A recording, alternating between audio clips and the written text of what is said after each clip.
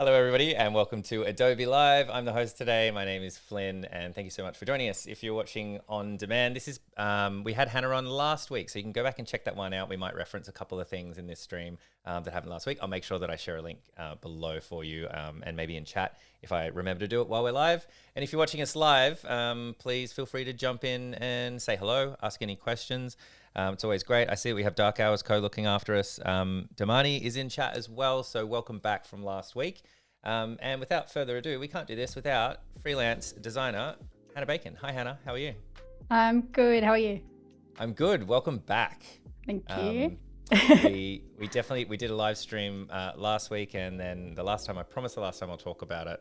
YouTube decided to go down about 2 minutes before we went live, so that was a bit of a disaster.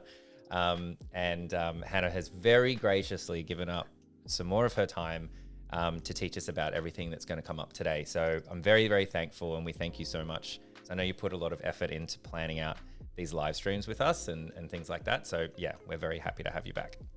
I'm excited to be here. We're talking about icon design today. So I'm really excited I got to learn a whole bunch more stuff about icon design. So I'm excited to share that. Cool. I mean, the YouTube gods were just not with us on that day. They weren't having it. No. They weren't having it. But everything's great today. I love icon design. Like, I feel like we were talking before the show that there's a little bit of feeling of behind the times a lot of the times with certain things. Icon design is definitely something I'm very far behind the times. I remember Shape Builder. I was blown away when someone did it live on stream, and then they pointed out that it had been around for a year and a half. So I lost my Adobe internal cred, I think, a little bit that day. So I'm sure there'll be a couple of steps and tips and tricks and stuff in here that I'm going to learn. So I'm very excited. Yeah, it's going to be good to run through it. It's I'm going to say technical, but not complicated, but technical, because we've got Google with some rules for us. But okay. So and some really great online resources. So I just kind of I like to pick something that I want to learn about and then sit down and kind of go a little bit in depth with it. And turns out there's like a bunch of resources online, free and really accessible. So we're going to have a look at that. Really excited. But I thought I would really quickly show a project first. Great. Yeah, let's check it out.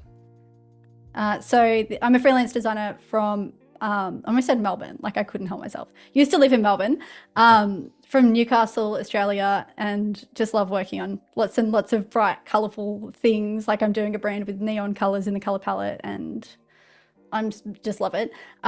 This is a brand I did with a friend of mine, Laura, who it's for a games shop in Melbourne, and they run. Here we go. Okay, I'm about to lose any of my nerd cred. They do a lot of Magic the Gathering card games. Yeah. But we came up with this little character, Rolly, the die. Nice. Yeah, so we had a lot of fun with that. And the reason I'm showing this project is not just to be like, look, I'm a nerd, which is untrue. But we did these little icons for it.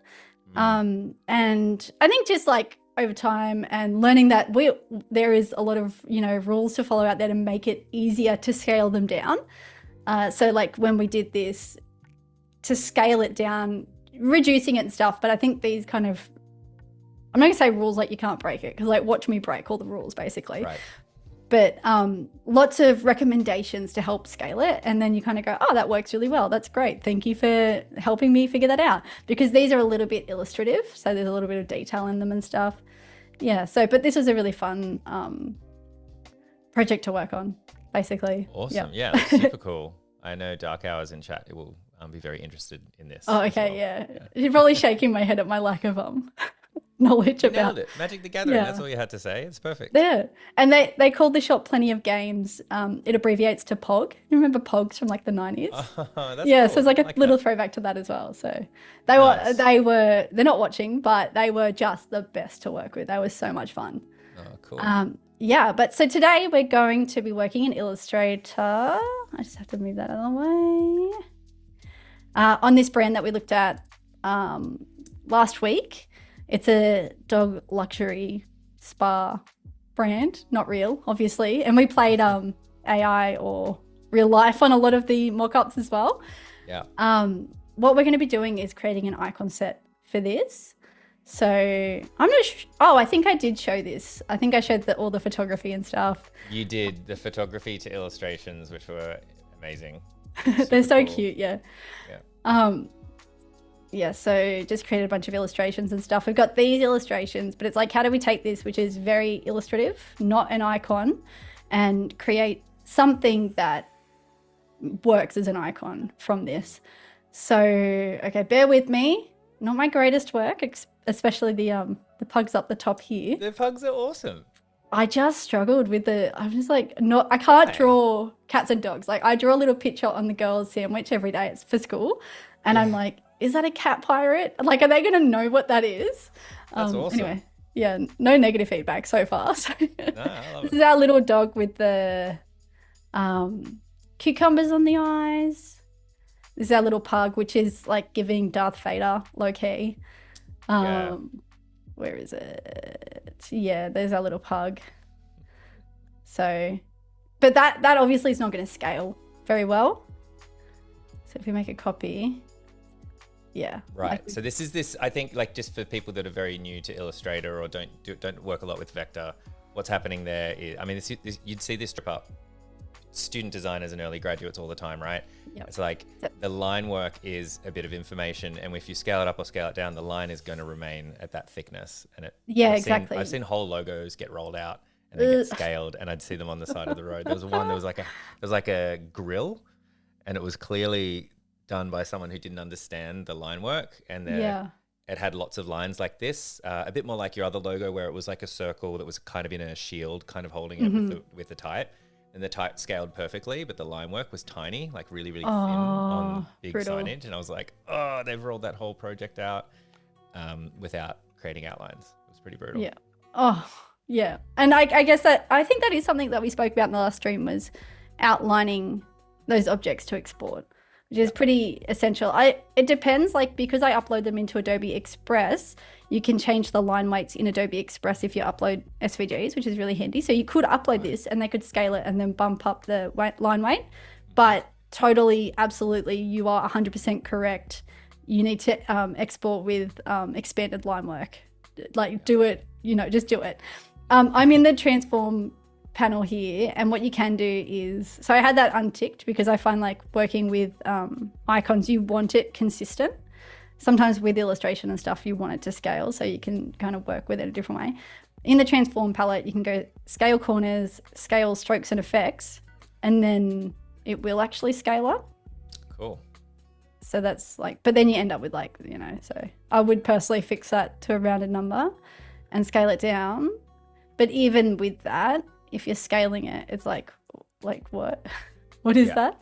Yeah. This is the one from the thumbnail. So we can definitely go through the design of that as well. That's a little better. I feel like that's less details. That works. It's a bit easier to identify as well, right? Like a pair of scissors to, oh yeah, it's a really tiny icon of a pug with glasses on and a talon. Yeah, giving Darth Vader. Yeah, exactly. Giving Darth Vader vibes. When you said you'd make it a round number, do you mean that if you scaled it like just manually like that, you would change the stroke? Yeah, the stroke. Yeah, to a round number. So you want it to be because 1, it's quite 1. small. 5. I'd probably like 0.5. That sounds nice. Yeah, exactly. And then scale it up, even like 0.5, just so it's consistent. So you're not like having 0.3421 whatever, and then applying that to all your lines. Yeah. Yeah. So I would consider these more illustrative. So what we're doing is we're kind of taking these, or I've got some sketched out thumbnails that we can pick from, and we're turning these into icons that will work at a smaller size, basically. Yeah. And like our kind of end product is, we've got this little website mock-up. I've decided maybe we need an icon next to the inquire. So I thought like little like hotel bell that you ring could be good there. And maybe something here to fill the space, but something that we want to work at a really small scale and is not like too in your face. And these ones are like maybe the context that you would use the illustrative icons is if you had the space for it and you could control whether or not it's being scaled up and down. And if we get time, like we could do a little one for the booking button. Yeah, so we give that a go. Should we jump into like what Google says we should do for icons? Yeah. Okay. Cool. I love this. So you've kind of relearned. You're like, oh, before I teach, I'm gonna go check out like what What do Yeah. other people think the process should be? Cool. Yeah. I go really like deep for like with the Rizzo stuff. I was like, how does Rizzo work? Like, what are the limitations? Yeah, Like, how am I going to replicate that in a digital format? I love Um, that. yeah. I listened to a really good podcast about learning, like how to learn something, like the methods to actually like take it in, retention. Oh yeah. Yeah. And so now I kind of just apply that to whatever I do, and it could be a massive waste of time, but I really enjoy it. So it's like, and Cool. ChatGPT is like really good because you can just say, hey, give me all of the references for this and then check them out and like make sure they're, it's actually like a journal article. It's not some random website or whatever. And Yeah, so, yeah, yeah. because it's definitely wrong a lot of the time. So we're in Google Fonts, which is like just accessible online. I'm sure everyone's used Google Fonts. And they've got this little button here or tab for the icon design. This is really cool because it gives you a bunch of icons, like an arrow, for example, that you can download as an SVG. You can change the size, you could change the color if you wanted. I think, oh, that's really interesting.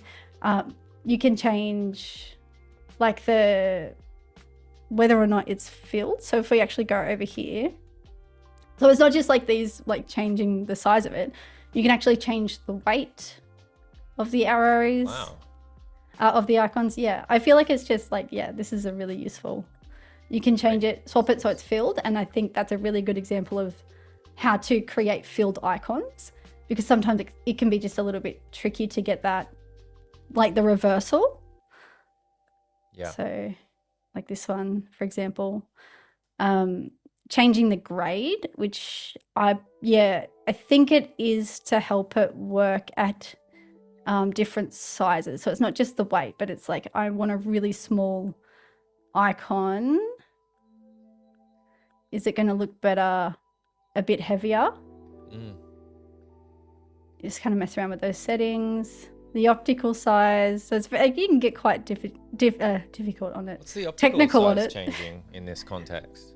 So I think it like where it sits in that bounding box.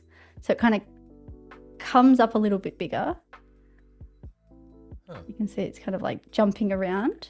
Yeah, it's moving the distance like that shopping cart of the wheels of the shopping cart are going closer together. Huh. And I think it's like what we were kind of talking about with that stroke weight is optimizing it for the size that you're using it at. And I can't pretend to be an expert in this at all, but this website is incredibly useful for Cool. those types of things. But so there's a bunch of icons here that you can just download. I'm pretty sure you can use it. Check the licensing before you do that for client projects. But at the very least, it's a really good resource for inspiration and like, okay, this is probably best practice, because you don't want to go too far off of what best practice is when you're doing icons, because the point is it's almost like a language, like it's got to be legible. Something really great with this though is if we come I'll just go back up here to make my life easier. I'll close this, come down to icons again, and then right at the top, when you click into the icons tab, you've got this thing called the Material Design Icon Guidelines. Oh yeah. So Wow, this I is remember when like, that came out. Oh. this is all for UI, but it sounds like you might know a bit more than I do about it, because this is really my only exposure to it. So have you used it before? Yeah. So when they launched it, they Google, showing my age, but a little history lesson. Sit down, ladies and gentlemen. Was Google redesigned how it would behave online and the iconography that it used, and at the same time, it basically launched its own brand guidelines as a more of a this is what material design is, and this is what we use at Google. I think they were using it quite a lot internally, and then they decided that this was the way that the internet should go. So essentially, it was kind of like, this is how our services and our ecosystem is going to work for the future across all of our apps and all of our things. And this is essentially like an interactive. At the time, it wasn't that interactive, but it is essentially like an online brand guideline for how Google handles web design and usability, UI, and functionality. Yeah. And so that makes sense. Ages. Well, okay. Well, you get to tell us if it's different or not. And like you said, there's so much here in the styles. There's like a lot of recommendations about what to do with motion and shapes and stuff like that. Yeah. And I'm in the icon design. And I mean, if you've got to make a decision, right? Like you have to make a decision when you're designing it. It has to be something. You may as well start with what Google recommends, like one of the biggest platforms in the world recommends is working for them, because there's so much here to kind of work with. So, and I'm just going to go over it really, really quickly, but there's some stuff here that's really good. So obviously just showing all of those elements that we talked about when we were looking at the filters. And down here in the resources section, so this icon catalog was what we were just looking at. And we've got this is for, this one here is for Illustrator. So we've got the icon keyline template, and that's a recommended grid to use in Illustrator when designing icons, which is what we're going to be using today. Talking about the different styles. So outlined is pretty standard. We were just looking at the outline. Rounded is with those rounded edges. So you can see here on the padlock, this little looped piece of metal, I'm sure it has a name, is straight on the end, square, and these ones, like the terminals of those lines, are rounded. So there are specifications for doing that as well.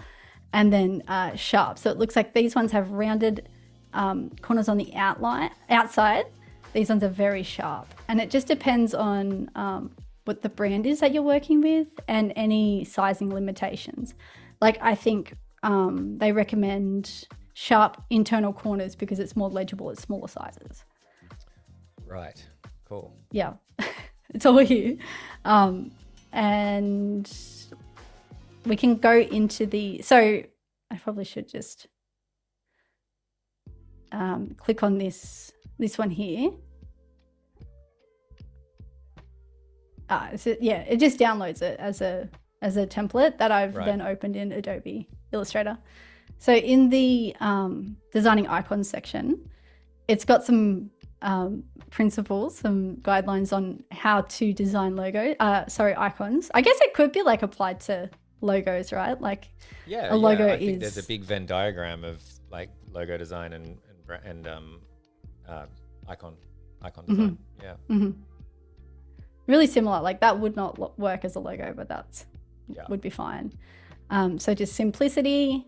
Oh my God. Are you seeing the shade that they're throwing at Facebook here? The one on the right is almost exactly the launched Facebook thumbs up. I gotta agree with it. I hate that thumbs up. I hate it. It's hilarious. That's the second example. There's no way that's a accident. Uh-oh. We're gonna start a drama for sure. Yeah. Consistent styling as well is a big one, and this is one thing that used to get thrown in the studio that I used to work with, is just that line consistency, style consistency. It's so important to maintain that consistency across the brand.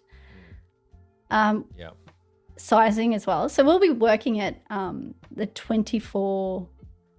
I think it's interchangeable with PPI, pixels per inch. So, but we're working at 24 pixels, quite small, to make sure that it does work at a small scale.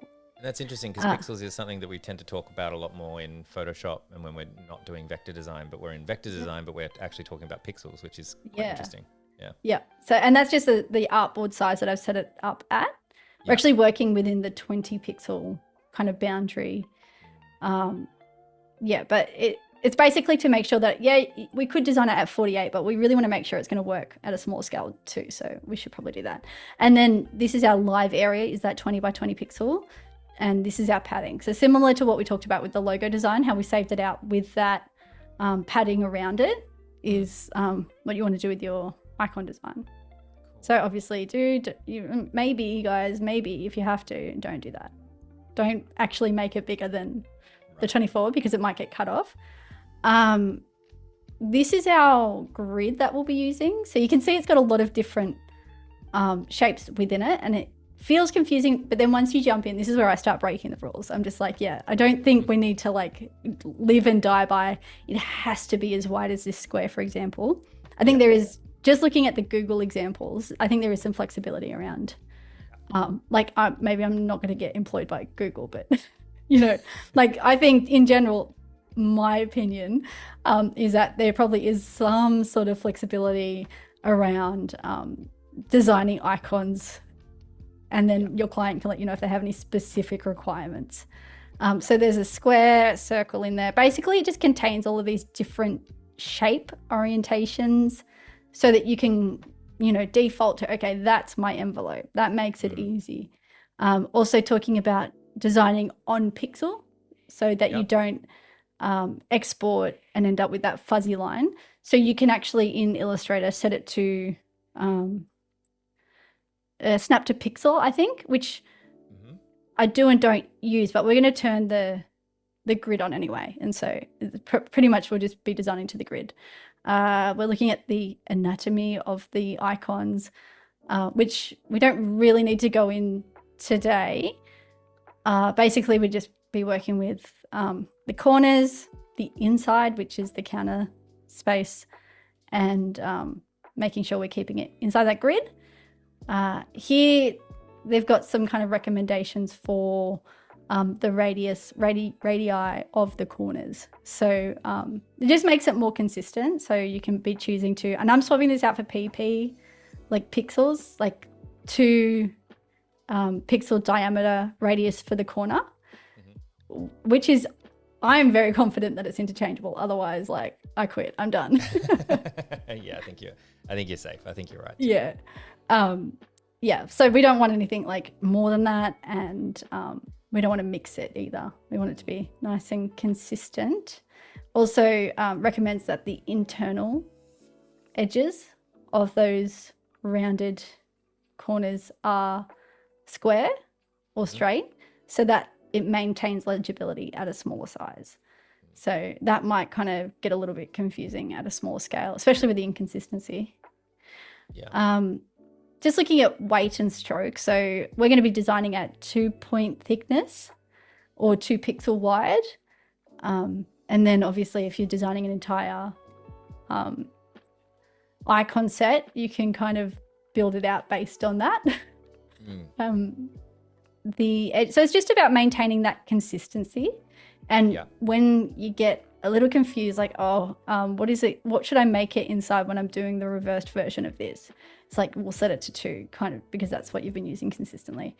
Yeah, obviously consistent. Here is like, you can kind of play around with the diameter of the stroke a little bit. So it doesn't have to be consistent all the way through, depending on the level of detail you've got in there.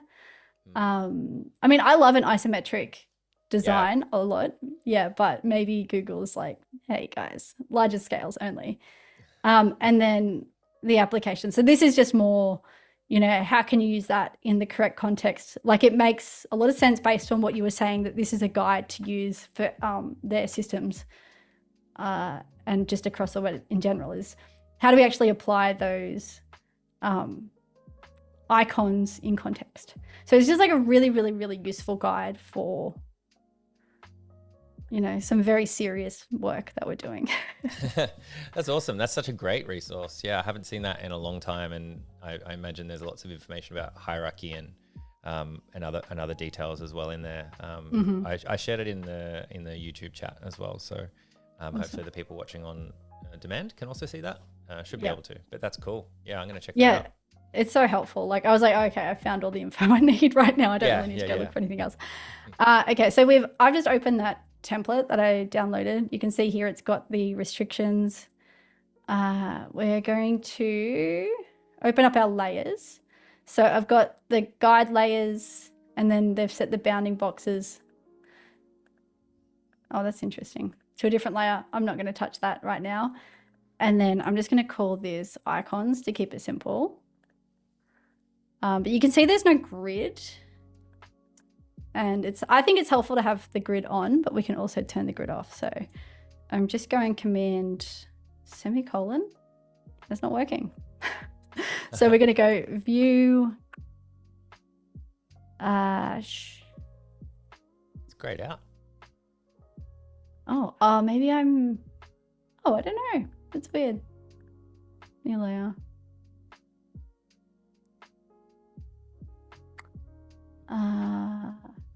I wonder why. So we should have show grid, right? Show grid. Okay, it's command. What do you call one quotation mark? Yeah, I don't know. Like a Quote? yeah. Yeah, but I mean, let's roll with that. Yeah. And you can see here that this is really important and something that when I first opened this template, I was messing around with it and got really confused about why my icons weren't aligning, is because you need your artboard aligned to that grid. So if I grab that, yeah, I think I actually have it set to view, and then we're going to go snap to grid. You can also do snap to pixel, snap to grid. So if I turn that off and then use my artboard tool, you can see how I can kind of sit it to the side, and then none of my lines are like lined up. Yeah. So I'll put that back. And what I've also done in preferences is we can go through it if anyone wants to, but I don't want to like not design icons right now. I've set in preferences, I've said to move everything locked on my artboard when I'm using the artboard tool. So is it Shift O? No, Command O. No. Oh, just cancel. Oh, open. I think I just tried to open something. Yeah, and so everything that's locked comes with your artboard, so that if you're duplicating it, because you're designing about 15,000 iterations of your artboard, of your icon, it comes with it. So I'm going to go back to snap to grid, and we might drop in the sketches. So I'll just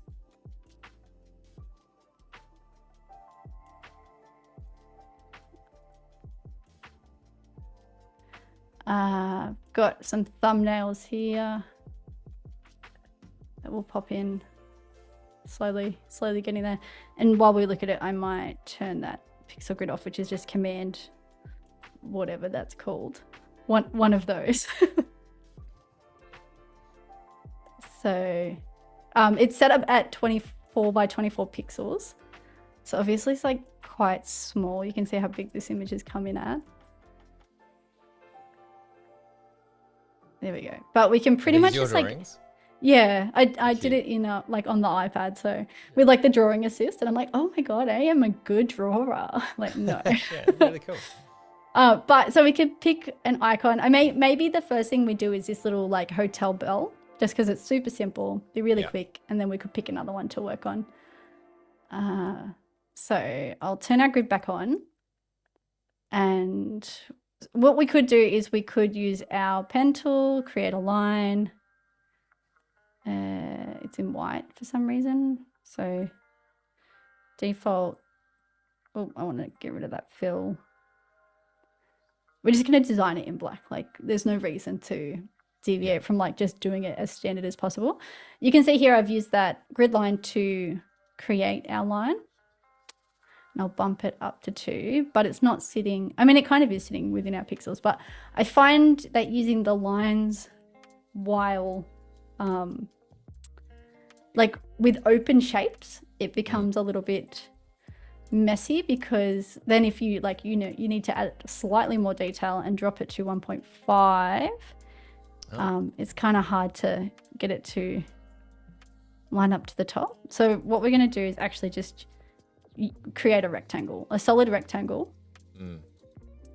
And interesting. And set it 2 pixels high, because it's like such a small scale, it's kind of jumping to the size we need it anyway. Yeah. So that's the bottom of our little bell, and we basically just need like a half circle and then a couple of lines on top. So I'm going to use, I think I'm going to use the rectangle tool here, and I'm going to drag it out. That's even. Yeah. Flip the stroke, because it's a lot easier to work with the rectangle as a stroke rather than 4 lines kind of grouped together or whatever. Right. And to make it heaps easier to stay within that pixel range, we're actually going to align the stroke to the inside of the shape.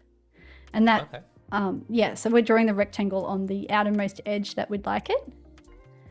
And then we are setting it inside, and it's a 2-point thickness. And so I'm just going to use my direct selection tool, which is the white arrow, grab these 2 corners up the top here, hovering over the widgets with shift. So I just want the 2 top ones here. And then with these ones, I know we spoke about keeping that like 2 pixel radius on the edges, but because this is like a rounded shape, we can just create a rounded shape. Like we don't have to stress about that. Okay, so that's cool. Great. We got our shape. Starting to look like a bell. Come up there, pull it in. Nice. Oh, whoops. Yeah. So that looks pretty... Cute little bell. Belly, yeah. Pull that out here. And then to create the solid version of that, we would just... I would be expanding this anyway, unless you had a reason that you wanted it to be live line work, especially with something that's like mixed. And then using the shape builder, Shift M. And, oh, you could definitely use a Pathfinder. Pathfinder is probably like the smarter option here. Okay. I like shape builders, the cool hipster way to do it. All the cool kids, Pathfinder's like the old funny. We keep telling ourselves. Pathfinder's coming back. You know how like the 90s, like those really like long shorts or short longs are coming back? Yeah, it's coming back with baggy jeans. Yeah. Pathfinder and baggy jeans.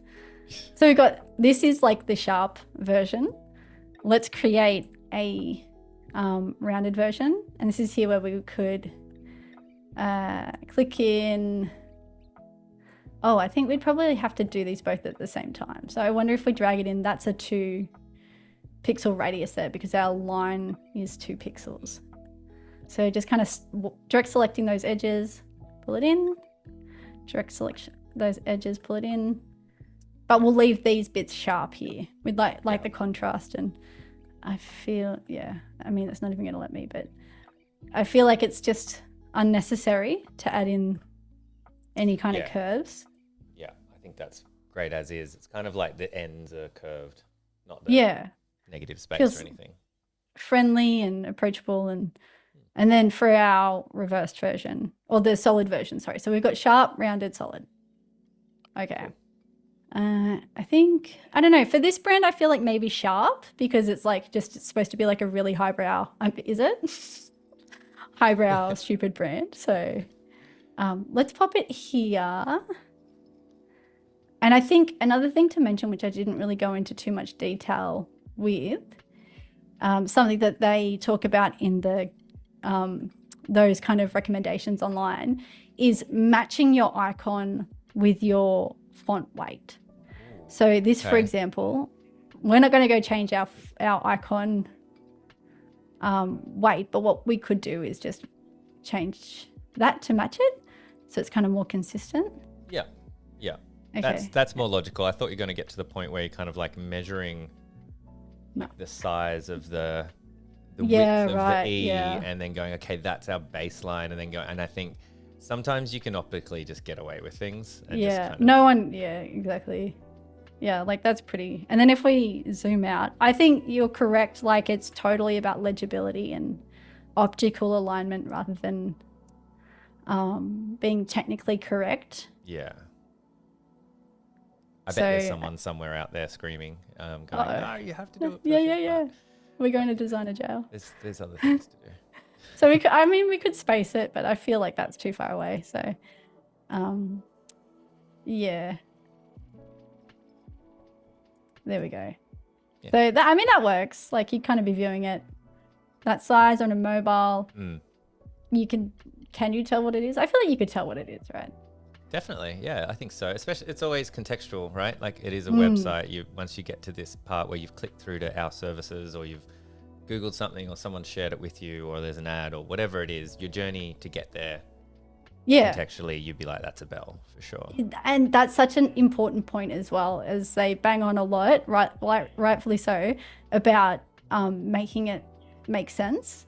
Like, don't, you know, put a dog face next to inquire. Don't do the Darth Vader pug next to inquire, because people are just going to be like, I have to work way too. Like, it's like you're not going to change what an A is because you've redesigned, you know, designed it for your brand. You can have a unique looking letter, but you want it to be A, right? Like, you still want it to be the thing that it is.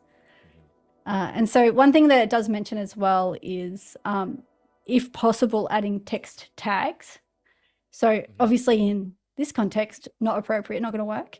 But like, say if you had these kind of sitting together, it just really helps to have the actual word below it if you've got the space. Like, our brains almost can't help reading language.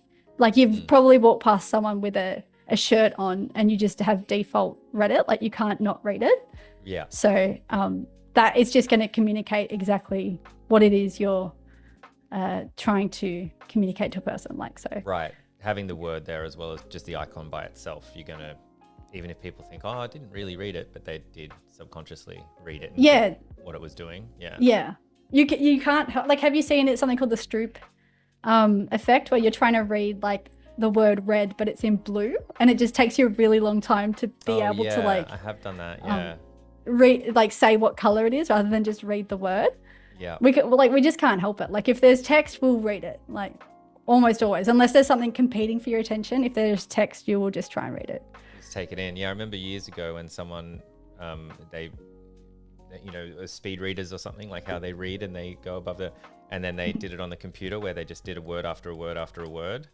And then they were like, hey, see if you can read this. And it like did it. And it's like, you just read as fast as a speed reader reads. Wow. Because it's flashing and you're not really reading it, but you do take it in because there's no distractions. Yeah. That's what speed readers have learnt to do, is to isolate each word individually. So they're reading like this. And that's basically the same speed that it was matching. It's like, you never practiced it, but you know, you can do it. That's crazy. It's pretty cool. Yeah. Brains and language are like, it's amazing. Like, it's so, I just look at my kids and I'm like, how can you talk? Like, I can barely talk. I didn't teach you that. Like, I didn't teach you how to do that. Yeah. Where did you learn this stuff? True. Should we pick another icon to put maybe above here? Okay. Yeah. Just pop that. I mean, we can do like whatever. Some of them are probably better suited to, where are we? Not that one. Better suited to be more illustrative, like this dog face mask situation's probably not going to work at a small scale. We could try and make a face mask though, or like something to book, or this little bottle's pretty cute. That's got a lot of fun shapes in it. Yeah, buyer's choice, really. I want to see, should we give chat like 30 seconds to see if they can pick one? Sounds good. We'll do that. Which is your favorite of all these while we're waiting? It'll be first in, best dressed, by the way. Whoever throws something in first. Yeah, but also don't pick anything hard. Hard. I mean, you can. I'm up for the challenge. I like the bone candle, I think. Oh, you do? Which one? Yeah. This one? Okay. No, that's going to be a the challenge. one all the way over to the left is this one? the only one I saw. Yeah, just because I feel like I've been looking at lamps lately to brighten up this space. And lamps are really And you feel like that expensive. might be really nice in your space? That would be a cool Yeah. lamp. Yeah. Okay. We'll start on the bone candle, and if we have anything pop up, does that sound good, or should we see if anyone's got any? I'll just clip it so that we can kind of work with it at a smaller. Okay. What's your favorite of all of them? Mine? Yeah. That's a good question. I like the bubbles because the way that the line isn't touching. So it's giving that depth, but it's really 2D still. Oh, yeah, the bottle's like fun. I like this fun little squiggly shape at the top. This is really silly, the bathtub. And I think the meditating dog that looks like a cat is just ridiculous as well. Yeah. Okay. And I think this is what I feel like when I paint my nails. So chat seems pretty happy with bone candle, so let's just go with that for time. Let's do bone candle. Yeah. Okay. Amazing. So we should get into the lamp making business. We should all get into the lamp making business. I was like, okay, I wouldn't mind a good looking lamp. And there's like in the hundreds of dollars for getting any kind of like designery looking lamp that's not plastic I and wonder cheap. if you could make your own lamp. Like, I think it's almost to the point where, yeah, it's just, you feel like you could just make it yourself. Like you just need the electronic pieces and then hollow Oh out. yeah, like a 3D printer. Well, no, like, I mean, I'm sure you could probably just buy like Oh, a light on a cord that has some sort of fastener or something. And then you want to make your own shade and make your, I'm put it, sure. because surely you could just put it in a piece of wood or something. I'm just going to put this down here as well. So we're getting Beautiful. like, we know Working what it is. quick. Yeah. Is this like, there we go. Does that look proportionally okay? Because I've got a feeling we don't have room for the flame. So we're going to make that smaller. Oh no, I've got the scaling stroke still on. So let's turn that off. Ah, that's what it was. Get out of here. Okay, here we go. Try again. That's 2 points. Okay, so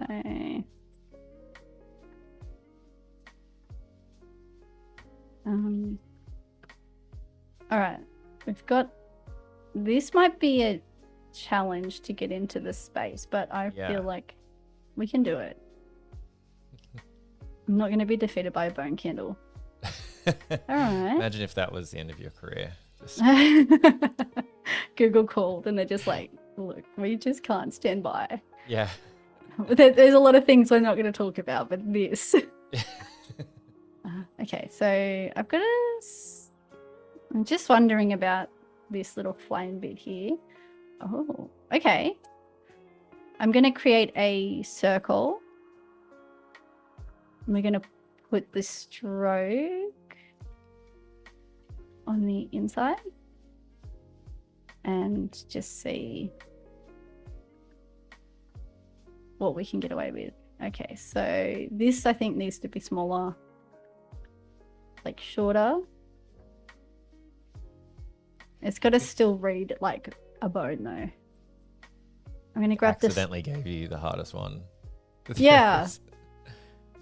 You're like, I think we should all just be lamp designers. And okay, actually, let's see if this does the job. I don't think the wick is necessary, but we're going to find out. So in terms of pixels, that's 2. That's 2. Oh, guys, why don't we go to 1.5? What are we doing?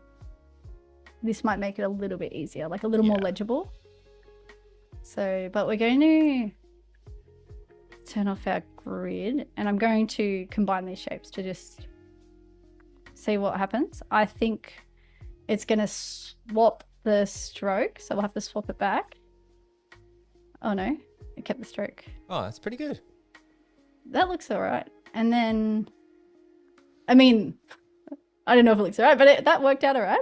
We can also round the edges, but I don't know if that's working because then we lose the sharpness. So what we might end up doing is expanding it and rounding them off once it's an expanded shape. And so we can also add a wick in. Okay, this is snapping, but what we'll do is just align it to the center. You taught me a neat trick with that on an Adobe Live. I think it was last year that I use all the time, which I think what is it? Whatever the first item that you select, when you're selecting to align things, everything aligns to that one. Yeah. And what you can also do, right, is like, say, sorry, I'm getting really... Sorry, I distracted you. No. Is if this is in the correct position and you want to align this, you don't want it to kind of, if you go like this, doink, it moves. Story of my life. You want to do, so you hold Option. Option, that's it. Yep. And then that gets like the darker outline, and that's saying, okay, this is the key object. Align to this. Hit Align, and then it drags everything else over. Yeah. So I've been using that instinctively ever since that live stream. I'm like, this is so awesome. So yeah. And I can't take credit. Like someone else has done that and I've been like, what? Yeah, but it's one of those things. I've been doing it for 20 years and I didn't know that that was a thing. Yeah. So cool. We're just going to expand our shape. And okay, let's try and fix up these little points first. Cool. Okay, And also, Raquel in chat. Hello, Raquel. Can we make the top anchor point of the flame sharp? It's something that they suggested. Can we? That's a good question. What do we think about that? I might round that out too. So we want this sharp. We can definitely find out. So basically we want to pull in these. Oh yeah, that's what we want to do. Pull in these. What are they called? Handles. Oh, yeah, that looks good. Nice. That is more flamey, hey? Yeah. Okay, so we can make a copy. And this is going to be sitting outside that little guide, but I'm going to make it a tiny bit taller because we also break the rules. Object, expand. Okay. Bone candle. Bone candle. It's an awesome Copy. bone candle. We're just going to unite that. And we'll copy it. We'll come over to our website. And, whoops. Paste. Make it a little bit bigger. All right. I think that the bone candle's like, it really is working in context, isn't it? Yeah. Use that as our key shape to align it. Oh, it really was. So I feel like that looks better. Oh no, that's not. Sorry, guys. So that looks better, like outlined. So I think we need to create a solid version of that, and that is. I want to isolate this little bit here. Okay, so let's go back to this point. That looks good. All right, so what we're going to do, yes, that's the one. We're going to fill that. We're going to fill that. We're going to minus that. We'll find out. Oh, we might get rid of that. Yeah? It's kind of working. And then we will maybe curve these. Can I? Sometimes it gets like a little bit upset because when it's like really sharp. Yeah, and so it's like it would be nice. So 3 minutes. Oh yeah, I think wow. This could be refined, but what I'm going to do is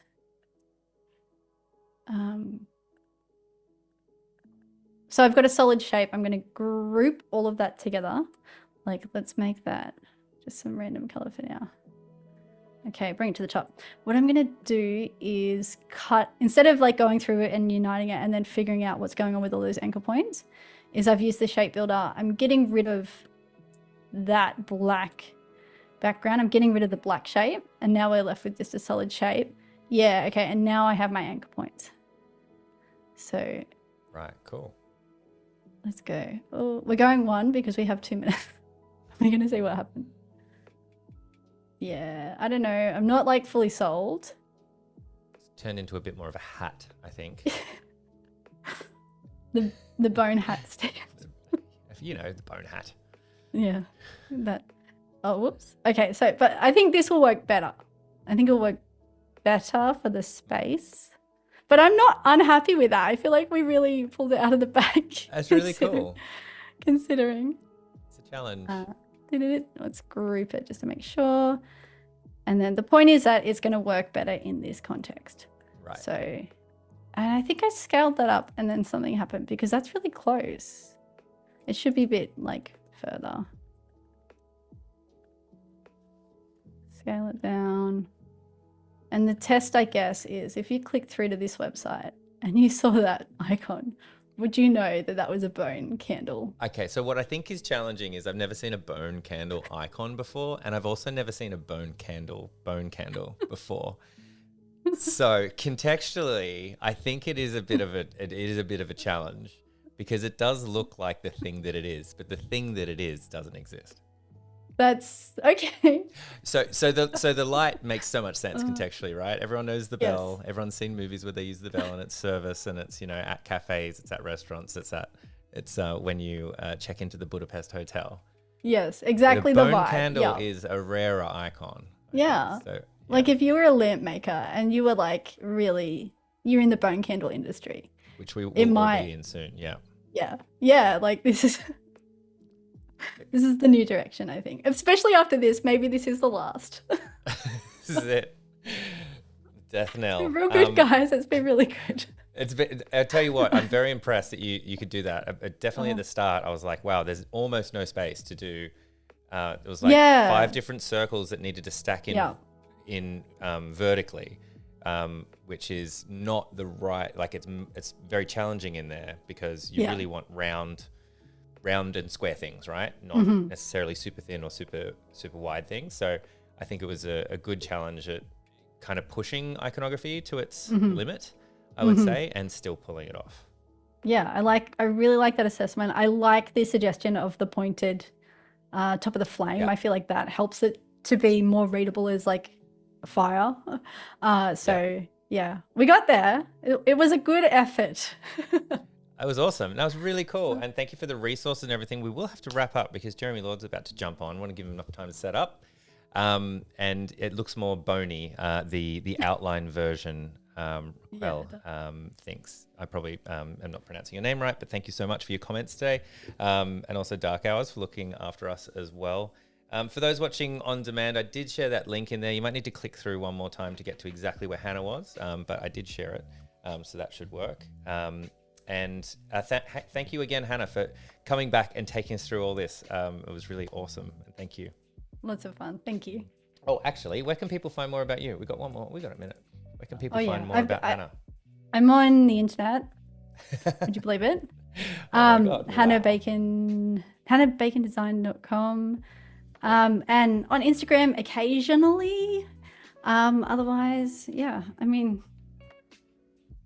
that's where I am. Maybe in That's where you're at. maybe in the bone candle industry these days. So Watch this space. Stick around, folks. In 8 minutes, Jeremy Lord will be back with his series about getting into the illustration design industry and all the kind of tools and tips and things like that you need to get started. It's for everyone. It's beginner friendly. Go and check it out. And Hannah, we'll see you next time